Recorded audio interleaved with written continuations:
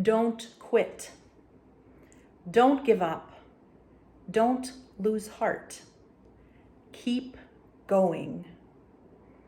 This encouragement is at the heart of our 3 readings this week. Moses holds up the staff of God for hours during a battle, his arms supported by Aaron and Hur. Paul writes to Timothy, challenging him to remain faithful to proclaiming the gospel, even in the face of resistance. And then Jesus tells us the story of a widow who persists in demanding justice, presenting herself over and over again to an unjust judge until she wears him down and is given what she is due. The widow's extreme vulnerability makes this courage even more striking. According to the social norms of the time, a male family member would have gone to plead her cause on her behalf to the judge. So presumably, the widow has no one to go for her, and she confronts the judge herself. We can most likely presume the dispute was something to do with possessions or property, likely resources that she needed for her very survival in a society where she was so on the margins and without protection and a safety net. So we wonder, where did this woman's strength come from? How did she find and tap into the inner resources to demand justice from this powerful authority figure, not just once, but over and over again? What allowed her to continue to raise her voice and defend her dignity without losing heart?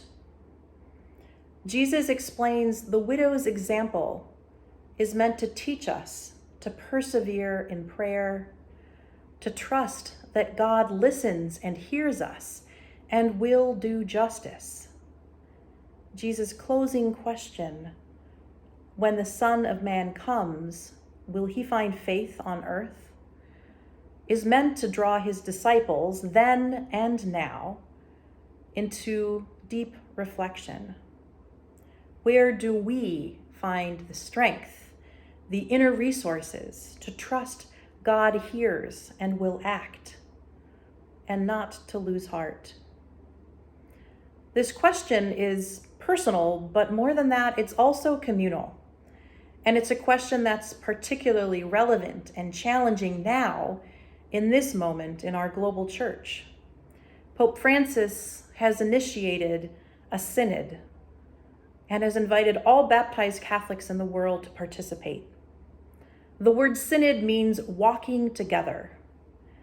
And Pope Francis has said that the purpose of the synod is not to create a new church, but to create a different church.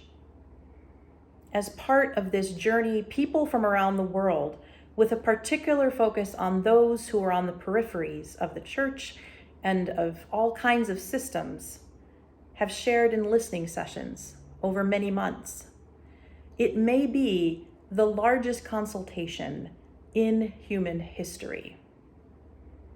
Truly showing up and staying in the synodal journey, trusting that God is present in the process, takes something of the widow's courage. Continuing to walk together as the people of God amid deep polarization, amid distrust, weariness, it takes faith. Continuing to walk together when the voices of cynics and skeptics and critics are so loud takes perseverance. And in this journey, depending on our position and our privilege, we will have different temptations. In this community and in any experience of church, there is a temptation on one hand to think that only my voice, my perspective, my experience matters.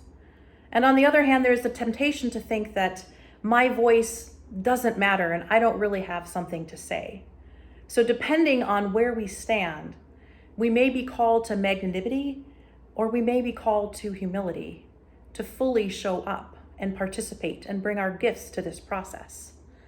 To be true to the process, some of us will need to speak up, and others will need to quiet down in order for all voices to be heard.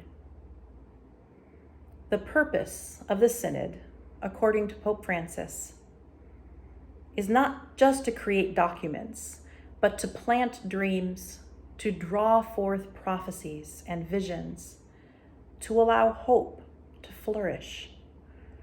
And that needs the presence of you, of me, of each one of us. So let's persist in continuing this journey. Let's keep walking together without losing heart.